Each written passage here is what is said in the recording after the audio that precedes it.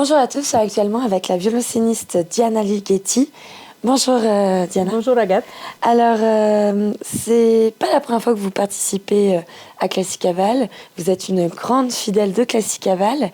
Est-ce que vous pouvez, avant de nous dire pourquoi vous aimez tant Classicaval et que vous revenez, nous parler un peu de votre parcours en tant qu'artiste?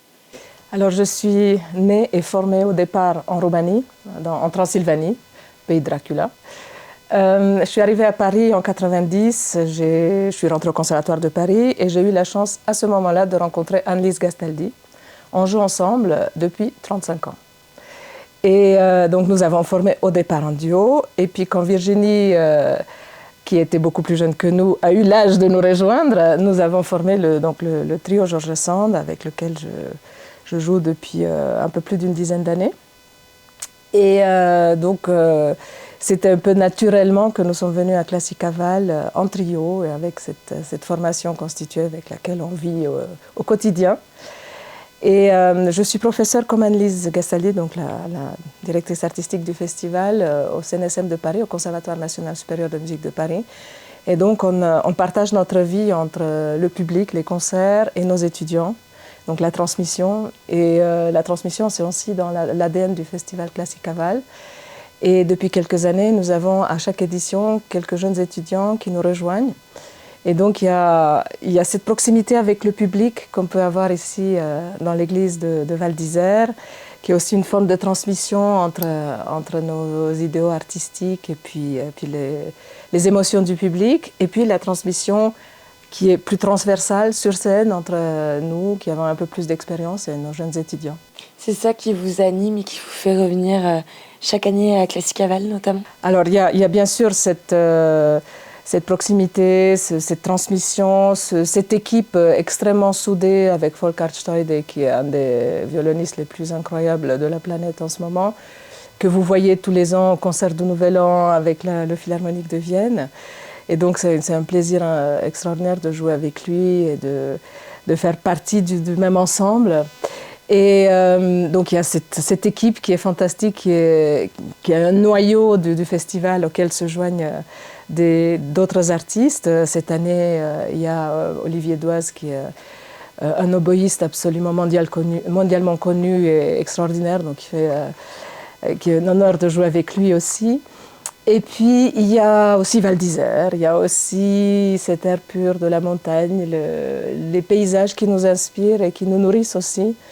On a besoin d'avoir de la matière pour notre imagination et pour pouvoir continuer à créer malgré les œuvres qu'on connaît déjà et qui sont nouvelles à chaque fois puisque notre expérience est nouvelle. Et Val d'Isère est vrai un endroit où cette expérience se nourrit d'un imaginaire incroyable.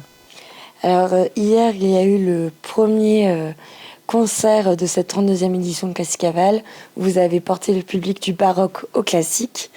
Ce soir, on est sur une autre époque, un peu le romantisme.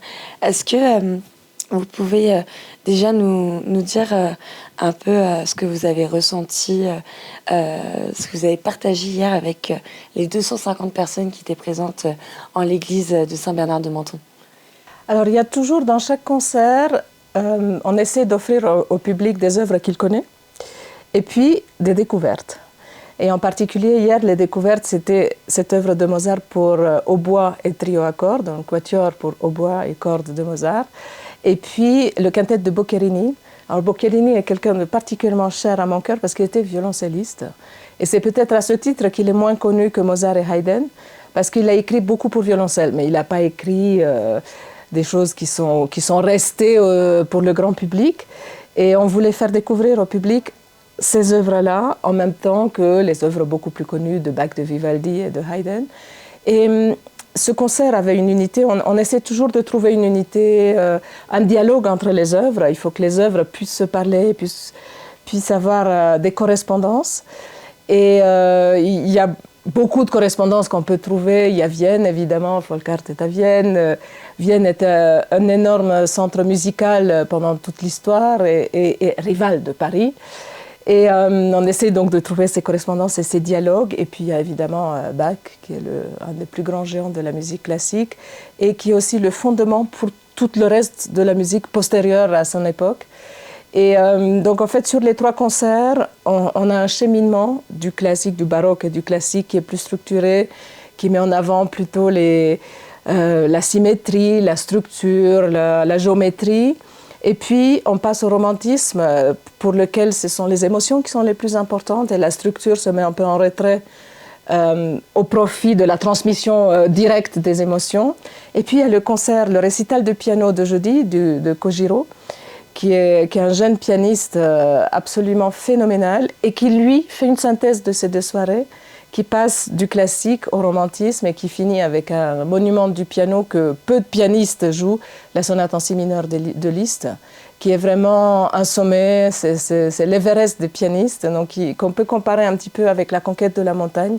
Quand on y arrive, c'est qu'on a donné tellement de soins, tellement de travail, on est tellement dédié à ça. On fait un tel effort, en fait, on sent que les musiciens peuvent se comparer aux sportifs. C'est-à-dire c'est un dépassement de soi à chaque instant et c'est une quête de la perfection. Évidemment, chaque fois qu'on a l'impression d'arriver à un endroit, on s'aperçoit qu'il y a toujours un chemin à faire. Et c'est en ça que Val d'Isère nous inspire aussi. Hier, une personne du public nous disait « mais j'ai 88 ans et je skie toujours ». Et ça m'a fait un effet incroyable. Je me suis dit « mais quel exemple !» Ça veut dire que moi, à 88 ans, je peux espérer jouer encore du violoncelle. Et c'est ça aussi, Classicaval. C'est cette rencontre entre 2 univers qu'on croit éloignés et en fait qui sont tellement proches. En 2024, quand on préparait les Jeux Olympiques, on a fait donc Classicaval. Et on a fait un concert pédagogique pour les enfants qui étaient en primaire, à l'école primaire de Val d'Isère. Et nous avons fait un parallèle entre le sport et la musique. Et nous avions eu un champion de ski avec nous et on s'est rendu compte à quel point notre préparation pour un concert est assez comparable à la préparation sportive et mentale. Évidemment, les sportifs ont un mental d'acier. Et nous aussi, on a besoin d'un mental très fort parce que comme on se met en situation de vouloir la perfection, la moindre imperfection fait qu'on pourrait lâcher prise ou être déçu ou ne pas vouloir continuer. Et puis malgré tout, on va continuer. Et donc là, ce soir, place au romantisme. Vous allez performer avec les autres musiciens.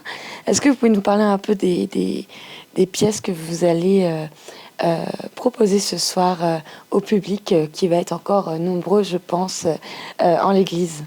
Alors, il y a le compositeur Robert Schumann, ce compositeur du 19e siècle qui était un très grand pianiste et évidemment un très grand compositeur aussi, et qui avait cette particularité d'avoir une maladie mentale. Et donc, dans sa musique, on sent cette constante rupture qui est entre les états de quelqu'un qui est bipolaire, qui a plusieurs personnalités, qui est schizophrène. Et c'est une musique qui est extrêmement forte parce qu'il y a une souffrance très, très forte qui transparaît.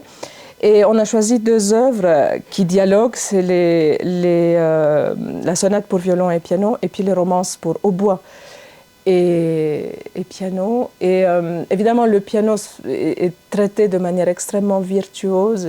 C'est quelqu'un qui était probablement le plus grand pianiste de son temps avec Franz Liszt et sa femme, Clara Schumann. Et donc, vous allez avoir une virtuosité qui est à la fois évidente, mais qui est surtout au service de transmission de ces émotions extrêmement contradictoires et de cette souffrance de quelqu'un qui n'arrive pas à être compris par les gens qui sont autour de lui. Et puis, il y a une pièce qui m'est extrêmement chère, qui est cette pièce de Wagner, qui est le Liebestod, c'est-à-dire le prélude à la mort d'Isolde, et qui a été transcrite pour trio à cordes à l'époque de Wagner, pour pouvoir être joué, pour trio avec piano, pardon, à l'époque de Wagner, pour pouvoir être joué dans les salons. Il n'y avait pas YouTube, on ne pouvait pas regarder l'opéra, les transmissions du Métropolitain ou de l'Opéra de Paris. Et donc, les gens avaient besoin de pouvoir s'approprier les œuvres qu'ils pouvaient voir à l'opéra chez eux. Et donc, c'est une version de chambre d'une très grande partition orchestrale. Avant que le chanteur arrive, il y a 20 minutes de musique d'orchestre. Donc là, on joue 10 minutes de ce prélude à la mort d'Isolde. Et là, c'est vraiment le sublime où la mort par amour est décrite dans toute sa grandeur et son tragisme. Et c'est vraiment une œuvre que j'aime particulièrement jouer avec Anne-Lise et Virginie. Et après, il y a une des œuvres les plus difficiles pour trio, le final du trio opus 99 de Schubert. Alors, Schubert est encore un personnage tragique de l'histoire de la musique. Il est mort, il est né, je vais faire les calculs, mais il a dû mourir à 31 ans. Vraiment quelqu'un de très... qui a eu beaucoup de souffrance dans sa vie. Il a perdu 14 frères et sœurs, ou 12 frères et sœurs à l'époque. Donc la mort était quelque chose de quotidien dans sa vie. Et il a écrit en très peu de temps, donc un peu comme Mozart, des pages absolument sublimes dans ce trio qui est écrit un an avant sa mort. Et qui, en fait, je dis ça de lui, mais ce trio-là est à la fois extrêmement vivant et finalement une musique assez gaie, un hommage à la vie et au style viennois, c'est-à-dire à cette tradition viennoise de musique dansante. Et on a choisi ce mouvement justement en contraste avec Wagner. Et donc c'est une œuvre qu'on aime beaucoup et qu'on va beaucoup jouer cette année avec le trio, parce que ça sera les 150 ans depuis la mort de George Sand. Et comme on s'appelle George Sand, on a créé un concert autour des œuvres qui dialoguent avec George Sand et avec son écriture. Et pour finir, on a le quintet de Dvorak pour contrebasse et quatuor à cordes. Et en fait, c'est une originalité. Il n'y en a pas beaucoup d'œuvres originales pour cette formation-là. Et donc, on a avec nous Ferréol Moll, qui est un étudiant du Conservatoire national supérieur de Lyon, et Paul Erdmann, qui est à l'alto, qui est aussi un étudiant. Et donc, on dialogue comme ça entre les générations. Le quintet de Dvorak est aussi un hommage à la musique allemande. Donc, tous les autres compositeurs sont allemands, ou autrichiens du programme. Et lui est tchèque, mais dans son éducation musicale, c'est la tradition allemande qu'il a intégrée depuis son plus jeune âge. Il était né en Bohême, qui faisait partie de l'Empire austro-hongrois. Mais, à la différence de la musique allemande, sa musique est extrêmement ancrée dans la musique populaire de son pays natal. Et donc on sent cette fraîcheur et cette exubérance de la musique populaire dans une structure qui est extrêmement écrite dans la tradition allemande. Et en fait, ça faisait aussi un dialogue non seulement entre les époques, mais aussi entre les traditions musicales qui sont à la fois proches et qui sont un peu différentes et qui se nourrissent l'un l'autre. Eh bien, merci beaucoup en tout cas d'avoir été avec nous. On vous retrouve ce soir pour le deuxième concert de Classicaval, donc sur le thème du romantisme, avec toutes les belles œuvres que vous venez de nous détailler. Et donc, rendez-vous à 18h30 en l'église de Saint-Bernard de Menton. Merci beaucoup Diana d'avoir été avec nous. Merci beaucoup Agathe. À bientôt. À bientôt.